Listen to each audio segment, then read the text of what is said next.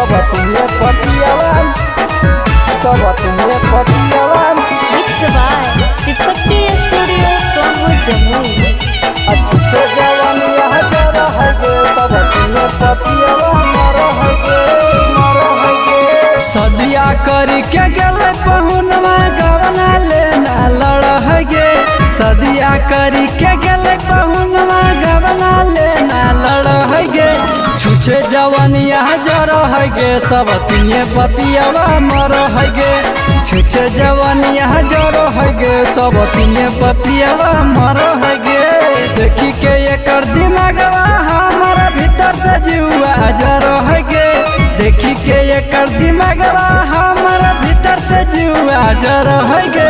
छुछे जवानिया जर है गे सब तिये पपियावा मर है गे छुछे जवानिया जर है गे सब तिये पपियावा मर है गे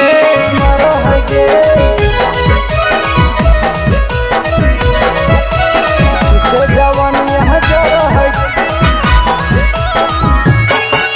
अच्छे जवान यहाँ जरा है गे सब तुम्हें पतियावा मर है गे अच्छे जवान यहाँ जरा है गे सब तुम्हें पतियावा मर है गे दिन रात सब तिनिए से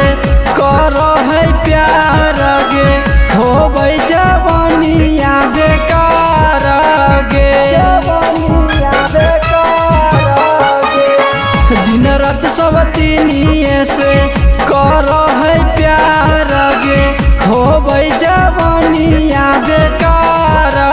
गे मिले न डोज जवान के लोटा दिन प दिन बढ़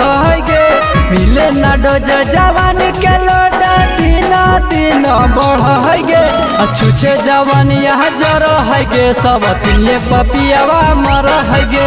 छुछे जवान यहाँ जर है गे सब तिये पपियावा मर है गे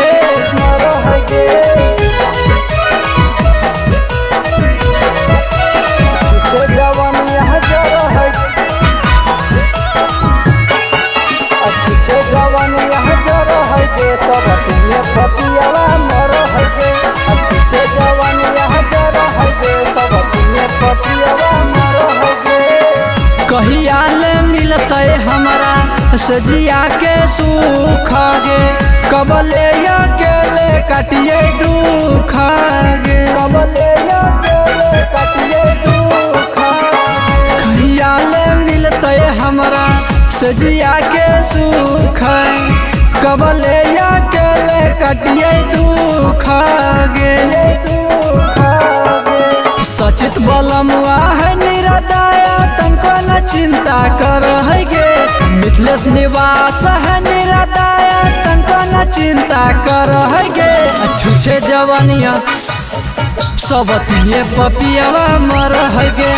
छुछे जवानिया जर है गे सब तिये पपियावा मर है गे।